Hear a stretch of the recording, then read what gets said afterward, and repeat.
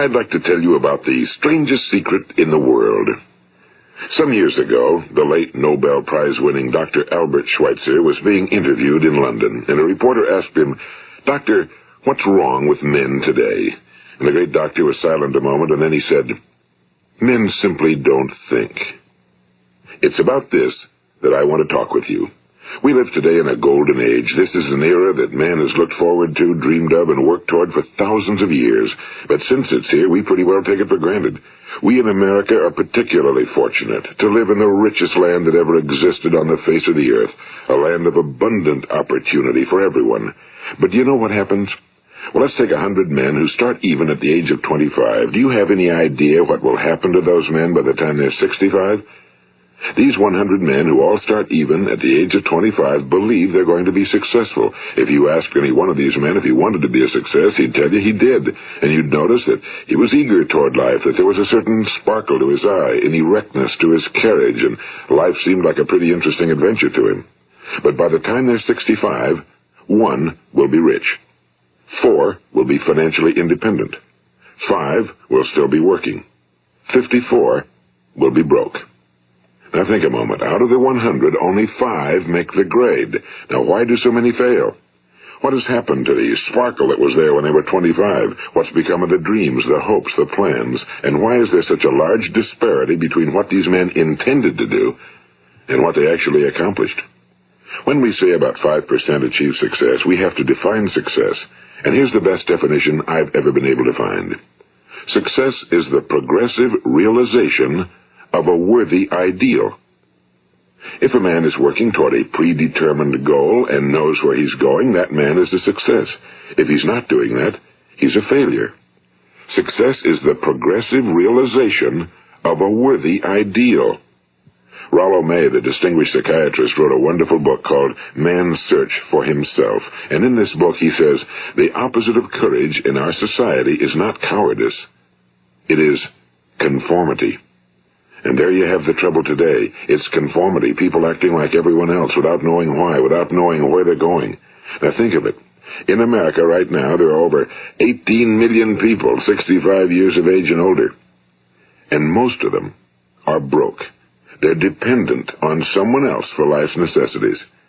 Now, we learn to read by the time we're 7. We learn to make a living by the time we're 25. Usually by that time, we're not only making a living, we're supporting a family. And yet, by the time we're 65, we haven't learned how to become financially independent in the richest land that has ever been known. Why? We conform. And the trouble is that we're acting like the wrong percentage group, the 95 who don't succeed. Now, why do these people conform?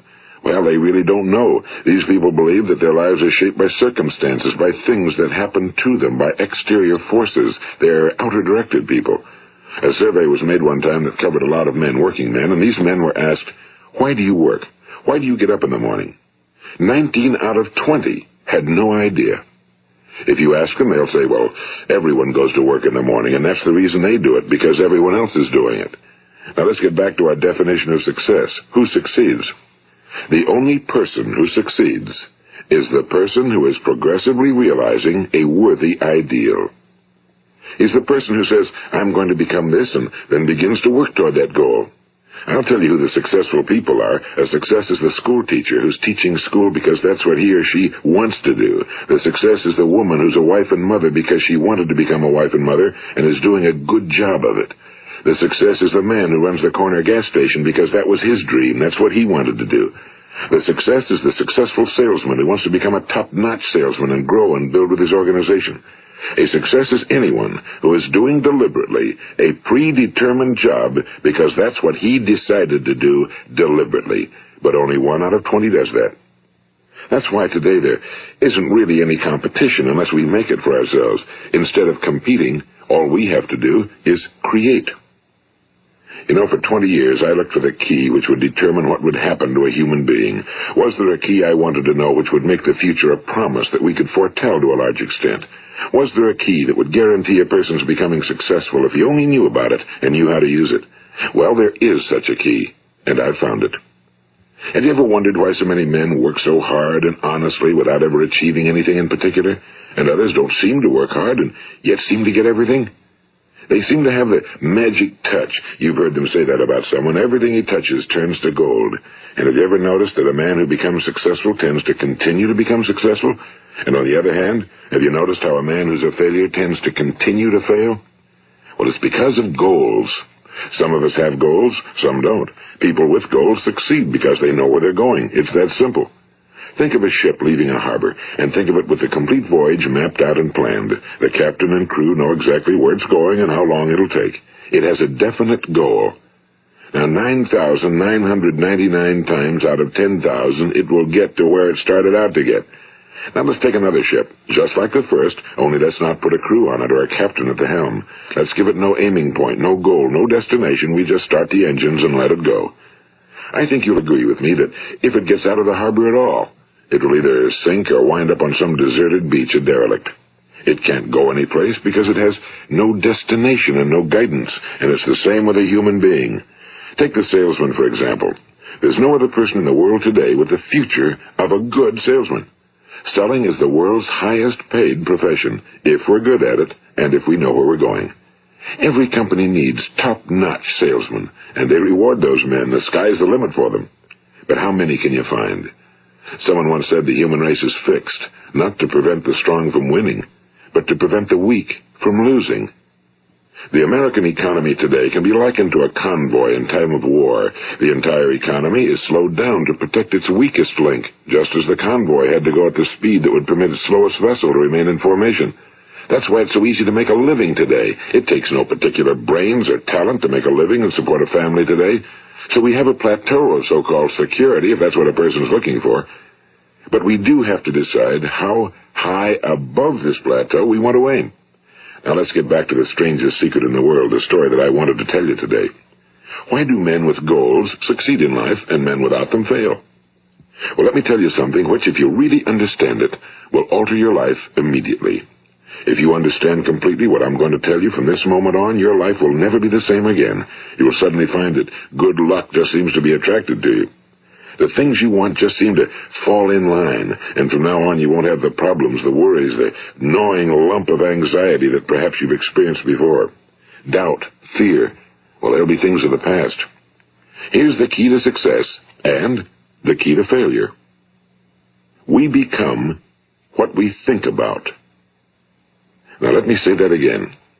We become what we think about.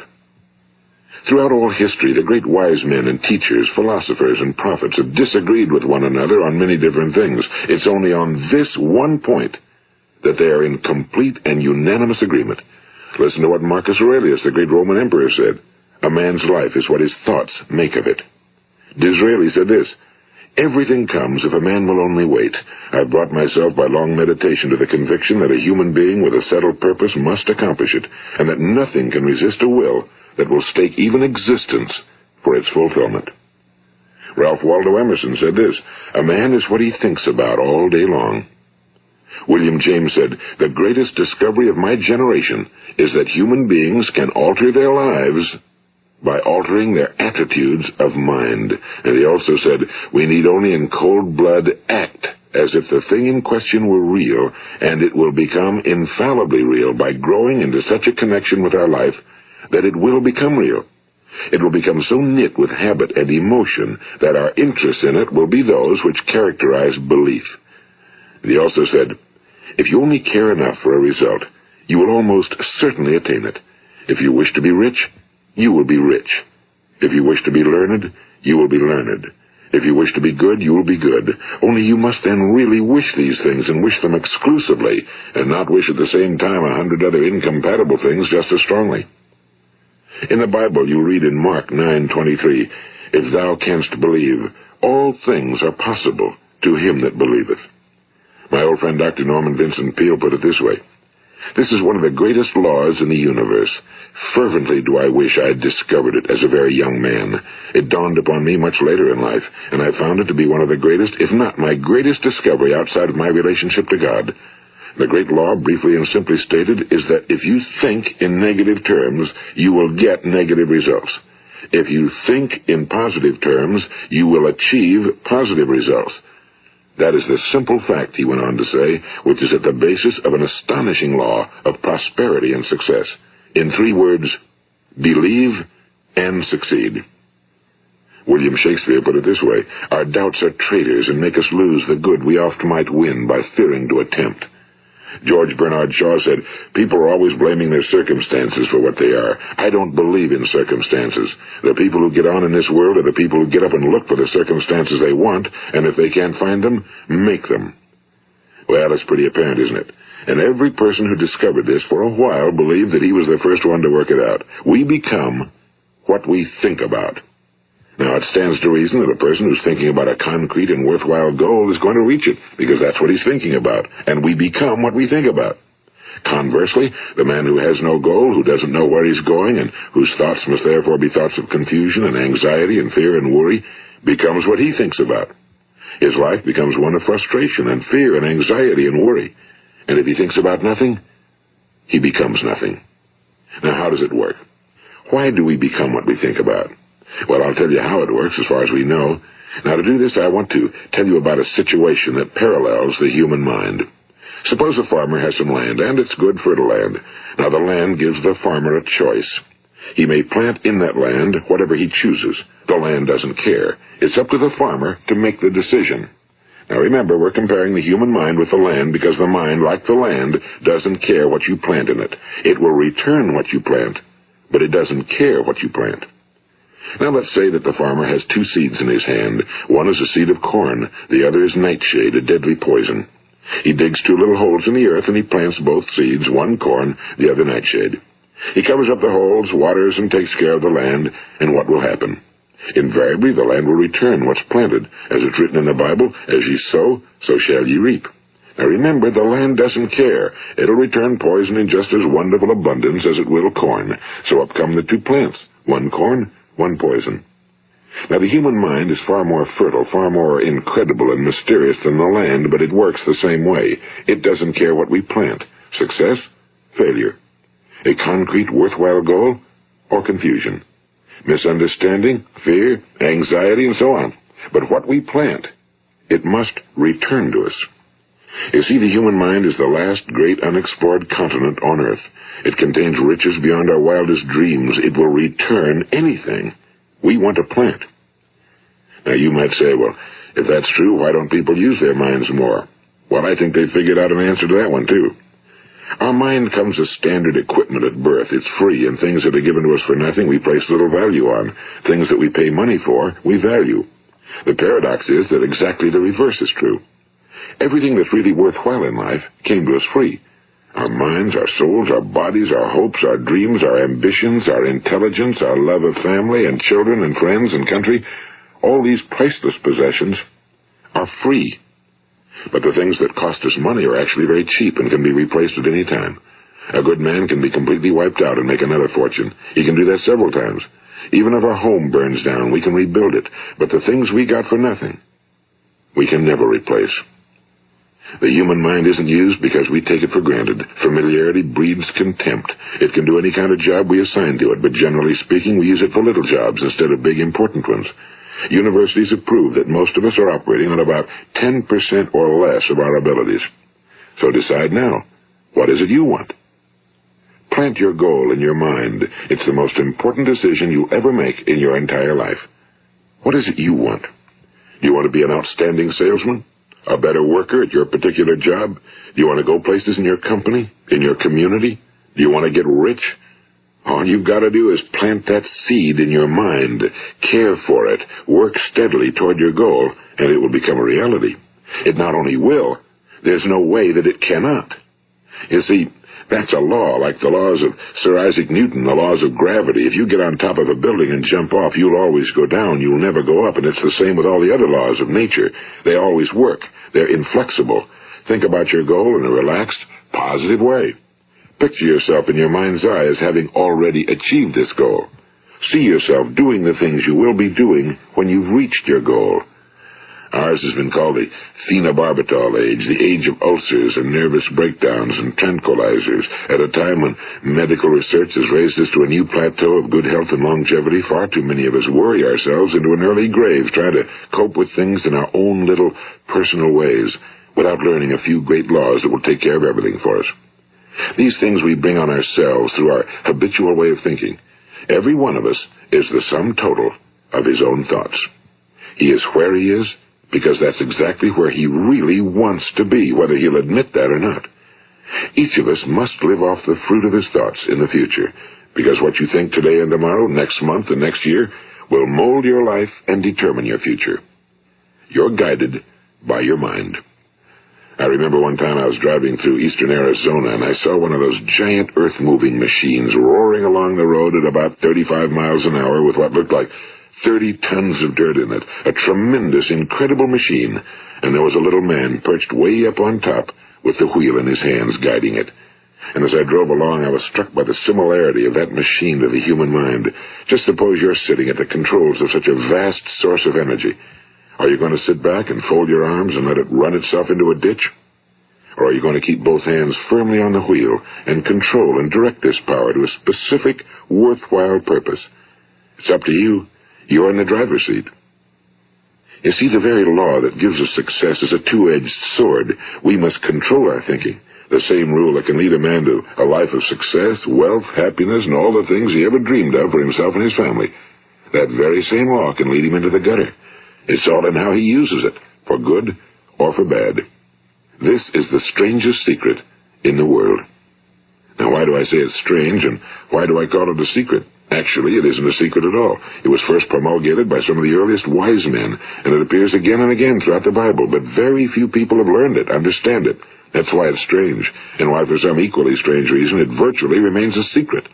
I believe that you could go out and walk down the main street of your town and ask one man after another what the secret of success is, and you probably wouldn't run into one man in a month who could tell you. Now, this information is enormously valuable to us if we really understand it and apply it. It's valuable to us not only for our own lives, but the lives of those around us, our families, employees, associates, and friends. Life should be an exciting adventure. It should never be a bore. A man should live fully, be alive. He should be glad to get out of bed in the morning. He should be doing a job he likes to do because he does it well. One time I heard Grove Patterson, the great late editor-in-chief of the Toledo Daily Blade, make a speech, and as he concluded his speech, he said something I've never forgotten. He said, "My years in the newspaper business have convinced me of several things. Among them, that people are basically good, and that we came from someplace, and we're going someplace. So we should make our time here an exciting adventure. The architect of the universe didn't build a stairway leading nowhere." And the greatest teacher of all, the carpenter from the plains of Galilee, gave us the secret time and time again. As ye believe, so shall it be done unto you. I've explained the strangest secret in the world and how it works. Now, on this side, I want to explain how you can prove to yourself the enormous returns possible in your own life by putting this secret to a practical test. I want you to make a test that will last 30 days. It isn't going to be easy, but if you'll give it a good try, it will completely change your life for the better. Now, back in the 17th century, Sir Isaac Newton, the English mathematician and natural philosopher, gave us some natural laws of physics which apply as much to human beings as they do to the movement of bodies in the universe. And one of these laws is that for every action, there is an equal and opposite reaction. Simply stated, as it applies to you and me, it means we can achieve nothing without paying the price. The results of your 30-day experiment will be in direct proportion to the effort you put forth. To be a doctor, you must pay the price of long years of difficult study. To be successful in selling, and remember that each of us succeeds to the extent of his ability to sell. Selling our families on our ideas, selling education in schools, selling our children on the advantages of living the good and honest life, selling our associates and employees on the importance of being exceptional people. To, of course, the profession of selling itself. But to be successful in selling our way to the good life, we must be willing to pay the price. Now, what is that price? Well, it's many things. First, it's understanding emotionally, as well as intellectually, that we literally become what we think about, that we must control our thoughts if we're to control our lives. It's understanding fully that as ye sow, so shall ye reap. Second, it's cutting away all fetters from the mind and permitting it to soar as it was divinely designed to do. It's the realization that your limitations are self-imposed and that the opportunities for you today are enormous beyond belief. It's rising above narrow-minded pettiness and prejudice. And third, it's using all your courage to force yourself to think positively on your own problem, to set a definite and clearly defined goal for yourself, to let your marvelous mind think about your goal from all possible angles, to let your imagination speculate freely upon many different possible solutions, to refuse to believe that there are any circumstances sufficiently strong to defeat you in the accomplishment of your purpose, to act promptly and decisively when your course is clear, and to keep constantly aware of the fact that you are, at this moment, standing in the middle of your own acres of diamonds, as Russell Conwell used to point out. And fourth, save at least 10% of every dollar you earn. It's also remembering that no matter what your present job, it has enormous possibilities, if you're willing to pay the price. Now let's just go over the important points in the price each of us must pay to achieve the wonderful life that can be ours. It is, of course, worth any price. 1. You will become what you think about. 2. Remember the word imagination and let your mind begin to soar. 3. Courage. Concentrate on your goal every day. 4. Save 10% of what you earn. And 5. Action. Ideas are worthless unless we act on them.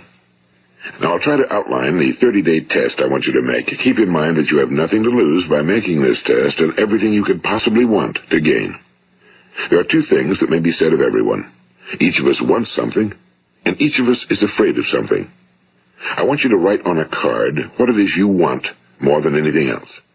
It may be more money. Perhaps you'd like to double your income or make a specific amount of money. It may be a beautiful home. It may be success at your job. It may be a particular position in life. It could be a more harmonious family. Each of us wants something. Now write down on your card specifically what it is you want. Make sure it's a single goal and clearly defined. You needn't show it to anyone, but carry it with you so that you can look at it several times a day. Think about it in a cheerful, relaxed, positive way each morning when you get up, and immediately you have something to work for, something to get out of bed for, something to live for.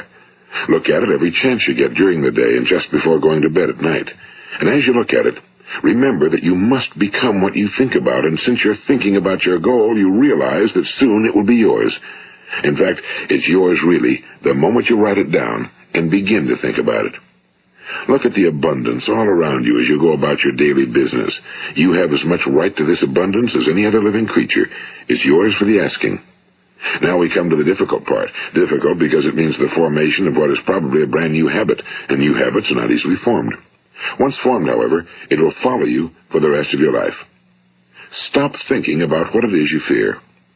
Each time a fearful or negative thought comes into your consciousness, replace it with a mental picture of your positive and worthwhile goal. And there will come times when you'll feel like giving up. It's easier for a human being to think negatively than positively. That's why only 5% are successful. You must begin now to place yourself in that group. For 30 days, you must take control of your mind. It will think about only what you permit it to think about. Each day for this 30-day test, do more than you have to do. In addition to maintaining a cheerful, positive outlook, give of yourself more than you've ever done before. Do this knowing that your returns in life must be in direct proportion to what you give. The moment you decide on a goal to work toward, you're immediately a successful person. You are then in that rare and successful category of people who know where they're going. Out of every 100 people, you belong to the top 5. Don't concern yourself too much with how you're going to achieve your goal. Leave that completely to a power greater than yourself. All you have to do is know where you're going. The answers will come to you of their own accord and at the right time. Remember these words from the Sermon on the Mount, and remember them well. Keep them constantly before you this month of your test. Ask, and it shall be given you. Seek, and ye shall find. Knock, and it shall be opened unto you. For every one that asketh receiveth, and he that seeketh findeth, and to him that knocketh it shall be opened. It's as marvelous and as simple as that. In fact, it's so simple that in our seemingly complicated world, it's difficult for an adult to understand that all he needs is a purpose and faith. For 30 days, Do your very best. If you're a salesman, go at it as you've never done before, not in a hectic fashion, but with the calm, cheerful assurance that time well spent will give you the abundance in return you deserve and want. If you're a homemaker, devote your 30-day test to completely giving of yourself without thinking about receiving anything in return, and you'll be amazed at the difference it makes in your life. No matter what your job, do it as you've never done it before for 30 days. And if you've kept your goal before you every day, you'll wonder and marvel at this new life you've found. Dorothea Brand, the outstanding editor and writer, discovered it for herself and tells about it in her fine book, Wake Up and Live. Her entire philosophy is reduced to the words, act as though it were impossible to fail. She made her own test with sincerity and faith, and her entire life was changed to one of overwhelming success. Now, you make your test for 30 full days. Don't start your test until you've made up your mind to stick with it. You see, by being persistent, you're demonstrating faith. Persistence is simply another word for faith. If you didn't have faith, you'd never persist. If you should fail during your first 30 days, by that I mean suddenly find yourself overwhelmed by negative thoughts, you've got to start over again from that point and go 30 more days. Gradually, your new habit will form until you find yourself one of that wonderful minority to whom virtually nothing is impossible. And don't forget the card. It's vitally important as you begin this new way of living. On one side of the card, write your goal, whatever it may be. On the other side, write the words we've quoted from the Sermon on the Mount. Ask, and it shall be given you. Seek, and ye shall find. Knock, and it shall be opened unto you. Nothing great was ever accomplished without inspiration. See that during these crucial first 30 days, your own inspiration is kept at a peak. And above all, don't worry. Worry brings fear, and fear is crippling. The only thing that can cause you to worry during your test is trying to do it all yourself. Know that all you have to do is hold your goal before you. Everything else will take care of itself. Remember also to keep calm and cheerful. Don't let petty things annoy you and get you off course. Now, since making this test is difficult, some will say, why should I bother? Well, look at the alternative. No one wants to be a failure. No one really wants to be a mediocre individual. No one wants a life constantly filled with worry and fear and frustration. Therefore, remember that you must reap that which you sow. If you sow negative thoughts, your life will be filled with negative things. If you sow positive thoughts, your life will be cheerful, successful, and positive. Now, gradually, you will have a tendency to forget what you've heard on this recording. Play it often. Keep reminding yourself of what you must do to form this new habit. Gather your whole family around at regular intervals and listen to what's been said here. You know, most men will tell you that they want to make money without understanding the law. The only people who make money work in a mint. The rest of us must earn money. This is what causes those who keep looking for something for nothing or a free ride to fail in life. The only way to earn money is by providing people with services or products which are needed and useful. We exchange our time and our product or service for the other man's money. Therefore, the law is that our financial return will be in direct proportion to our service. Now, success is not the result of making money. Making money is the result of success, and success is in direct proportion to our service. Most people have this law backwards. They believe that you're successful if you earn a lot of money. The truth is that you can only earn money after you're successful. It's like the story of the man who sat in front of the stove and said to it, "Give me heat, and then I'll add the wood." How many men and women do you know, or do you suppose there are today, who take the same attitude toward life? There are millions. We've got to put the fuel in before we can expect heat. Likewise, we've got to be of service first before we can expect money. Don't concern yourself with the money. Be of service, build, work, dream, create. Do this, and you'll find there's no limit to the prosperity and abundance that will come to you. Prosperity, you know, is founded upon a law of mutual exchange. Any person who contributes to prosperity must prosper in turn himself. Sometimes the return will not come from those you serve, but it must come to you from someplace, because that's the law. For every action, there is an equal and opposite reaction. As you go daily through your 30-day test period, remember that your success will always be measured by the quality and quantity of service you render, and money is a yardstick for measuring this service. No man can get rich himself unless he enriches others. Now, there are no exceptions to a law. You can drive down any street in America and from your car estimate the service that's being rendered by the people living on that street. Had you ever thought of this yardstick before? It's interesting. Some, like ministers and priests and other devoted people, measure their returns in the realm of the spiritual, but again, their returns are equal to their service.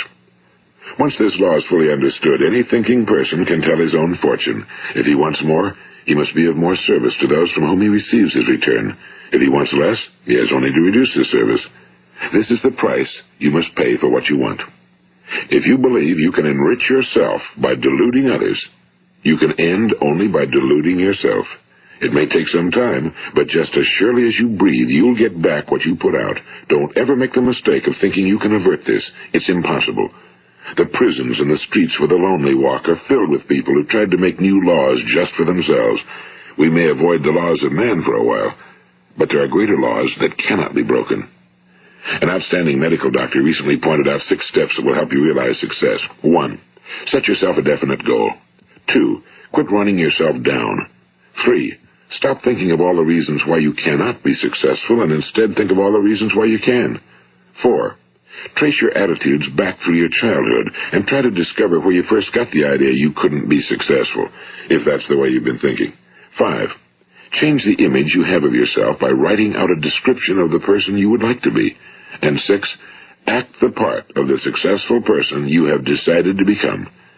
The doctor who wrote those words is a noted West Coast psychiatrist, Dr. David Harold Fink. Do what the experts since the dawn of recorded history have told you you must do. Pay the price by becoming the person you want to become. It's not nearly as difficult as living unsuccessfully. Make your 30-day test, then repeat it again, and each time it will become more a part of you until you'll wonder how you could ever have lived any other way. Live this new way and the floodgates of abundance will open and pour over you more riches than you may have dreamed existed. Money? Yes, lots of it. But what's more important, you'll have peace. You'll be in that wonderful minority who lead calm, cheerful, successful lives. Start today. You have nothing to lose, but you have a whole life to win. This is Earl Nightingale, and thank you.